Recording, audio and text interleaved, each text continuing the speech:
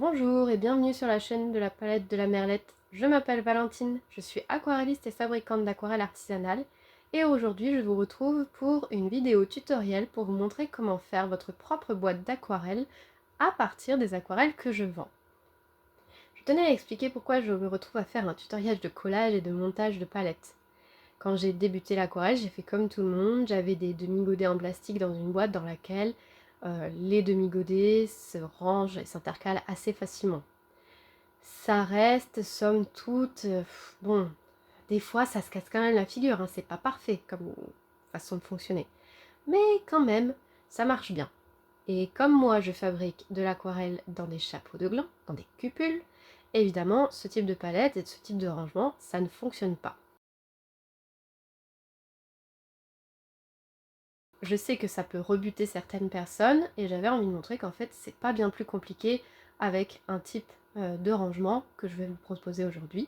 Et je sais aussi que cette vidéo pourra servir à des clients ou des clientes qui sont déjà acquéreurs de mes aquarelles artisanales et qui aimeraient bien faire leur propre palette. Alors, je précise quand même que sur mon site internet, dans ma boutique en ligne, vous pouvez trouver mes sets ou certains assortiments qui sont vendus dans des boîtes en craft avec un socle. Un socle que j'ai fabriqué exprès pour pouvoir déposer les cupules de gland dedans. Mais je les vends aussi à l'unité et j'ai notamment une formule, un abonnement à la couleur éphémère, ça s'appelle, qui est une aquarelle artisanale en édition limitée que vous recevez une fois par mois. Et avec cette formule, on se retrouve avec des cupules qui sont justement en vrac. Et je sais que certaines d'entre vous sont en train de se faire une petite collection de différentes de mes couleurs, et donc je me suis dit qu'un tutoriel un peu basique de comment faire une palette avec les cupules de gland, ça pourrait vous servir. Alors ce n'est pas un tutoriel au sens où je vais révolutionner quoi que ce soit, et je compte d'ailleurs proposer plusieurs alternatives parce que ce n'est pas la seule solution, ce n'est pas le seul tutoriel possible, mais j'ai déjà d'ailleurs quelques idées en tête de ce que je pourrais vous proposer d'autres. Mais je pensais intéressant quand même de vous montrer à quel point en fait ce n'est pas bien compliqué ce que je fais avec tout simplement un pistolet à colle. Il existe d'autres possibilités pour couler, mais je ne les ai pas testées, donc je ne peux pas vous en parler. Par contre, si vous connaissez une colle qui pourrait fonctionner et que vous avez envie de le partager en commentaire, n'hésitez pas.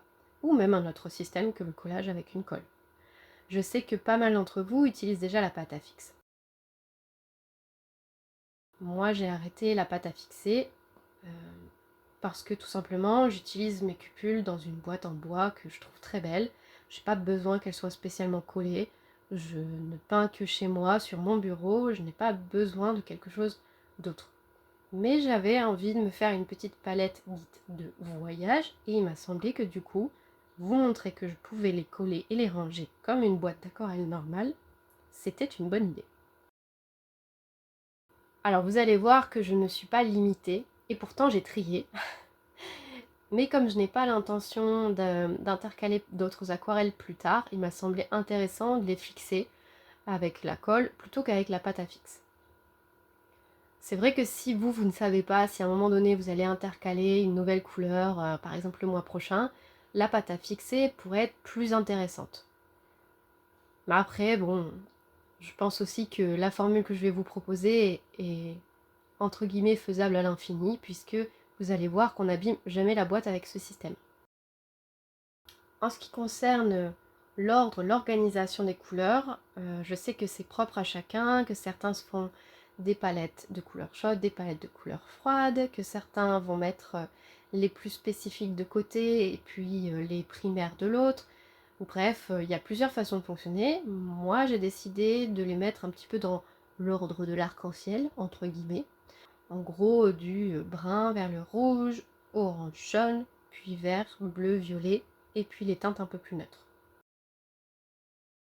Donc pour ma palette à moi, j'ai choisi 40 de mes couleurs. Je fabrique depuis plus de 3 ans des aquarelles artisanales et j'en ai sorti depuis plus de 2 ans, environ une par mois en édition limitée avec le fameux abonnement à la couleur éphémère. Donc ça m'en fait quand même des couleurs. Pour choisir, ça a été assez difficile, donc j'ai fini par ne pas choisir. Je me suis dit que ma palette de voyage ne servirait pas à peindre en extérieur, que en général je me déplace avec, mais que je suis ensuite posée à un bureau tranquillement. Je n'ai pas besoin d'avoir une palette minimaliste ni minuscule. Vous allez voir dans ce tutoriel que je vous montre deux boîtes différentes, en fait deux collages différents. C'est parce que j'ai d'abord cherché à récupérer ma première boîte de voyage et que finalement, pour des raisons assez pragmatiques, c'est-à-dire que la boîte ne fermait pas, j'ai changé de boîte. Première chose, si vous faites ce tutoriel, vérifiez que votre boîte pourra bien contenir toutes les couleurs que vous décidez de mettre dedans et éventuellement, même si j'en reparle à la fin, pourquoi pas un pinceau ou un petit peu de matériel supplémentaire, donc qu'elle soit par exemple assez longue. Surtout si vous avez l'intention d'en faire une palette de voyage. Là, la première boîte que je vous montre, c'en est une que je vends encore sur mon site internet qui contient normalement 12 couleurs en demi-godet et que moi j'ai recyclé pour pouvoir partir à la base en voyage avec.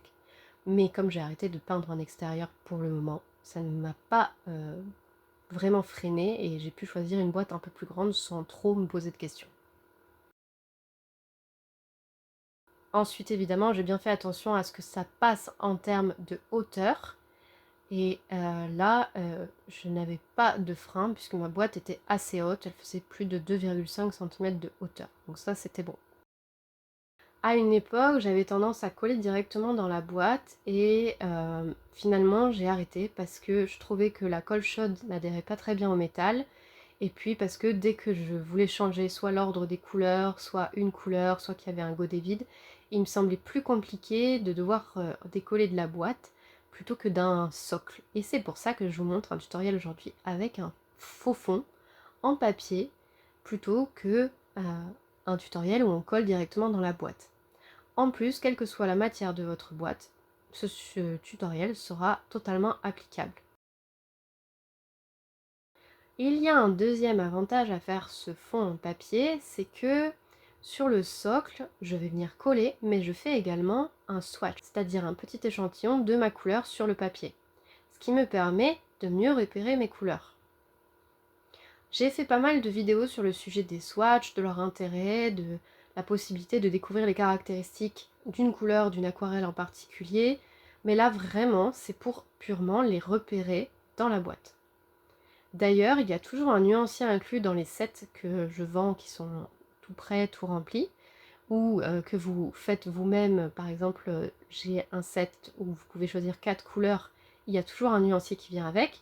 Ce nuancier n'est pas fait pour découvrir les caractéristiques de vos couleurs, mais bien pour les repérer, pour repérer leur emplacement dans la boîte. Donc j'ai pris du multitechnique, un tout petit peu épais, pour être sûr qu'il supporte un peu le poids de la colle et des cupules, au moins le temps de le déplacer dans la boîte. Le mien fait environ 200 grammes. Donc parmi les couleurs que j'ai décidé d'installer dans cette boîte, il y a celles que je considère comme étant celles de base, en gros les primaires. J'ai d'ailleurs fait une vidéo sur le sujet sur ma chaîne, ou même peut-être plusieurs vidéos, je vous mettrai le lien. En général, il y a un rouge froid ou au moins un rose. Là, je me suis permis de mettre les deux. Évidemment, un rouge chaud. Deux versions aussi de jaune, un chaud, un froid. Et moi, je me suis permise d'en mettre plusieurs parce qu'ils ont des caractéristiques différentes. Et pour les bleus et les verts, je suis un peu en mode no limite parce que je considère que selon s'il y a granulation ou pas, séparation des pigments pour des couleurs duochrome ou selon les caractéristiques de ténacité de certains pigments, bref, je n'ai pas le même usage de ces verts et de ces bleus. Et donc, comme je n'avais pas besoin de me limiter, j'en ai mis vraiment pas mal. Et après, je finis par me glisser quelques gris et un beige que j'adore qui me permet de faire plein de mélanges très intéressants.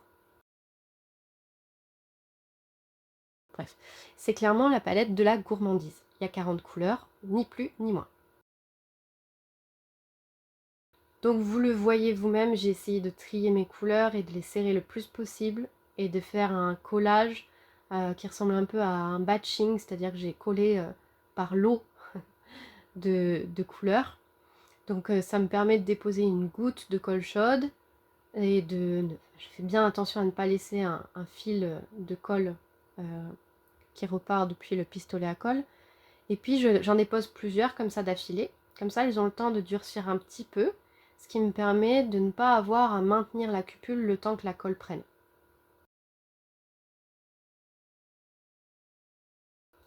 Comme je vous disais, j'ai choisi une taille de boîte qui était assez haute pour ne pas avoir de soucis avec la taille de mes cupules.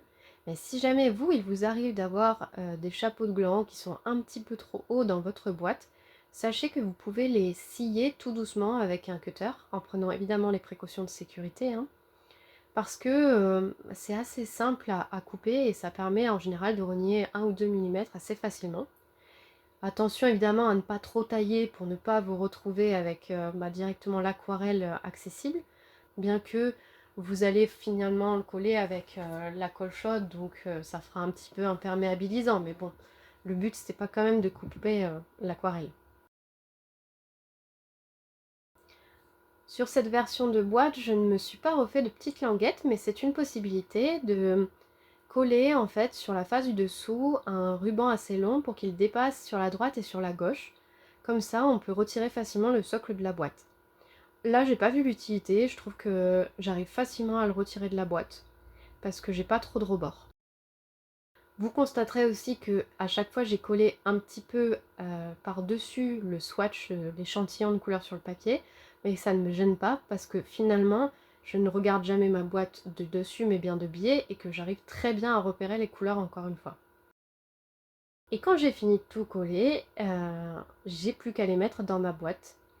C'en est une que j'avais depuis plusieurs années et que je trouvais très mignonne, ça me fait très plaisir de la réutiliser de cette façon. Évidemment, ce tutoriel est totalement applicable à n'importe quelle forme de boîte. Vous pouvez très bien décider de découper votre fond dans une boîte ronde, dans une boîte en forme de cœur, quel que soit ce que vous avez décidé de faire, c'est possible. Par exemple, j'en ai fait une avec un membre de ma famille. On lui a fait dans une énorme boîte de fromage type gros camembert de 20 cm de diamètre. Elle avait le dessus et le dessous de la boîte et on lui a fait un socle de cette manière. Si elle décide de changer l'ordre des couleurs ou la façon de fonctionner, elle ne pourra plus qu'à refaire le faux fond en papier, alors que on aurait pu abîmer sa boîte en décollant les cupules si on les avait collées directement dessus. Voilà, et puis donc je vous mets quelques images de démonstration de l'utilisation de cette palette.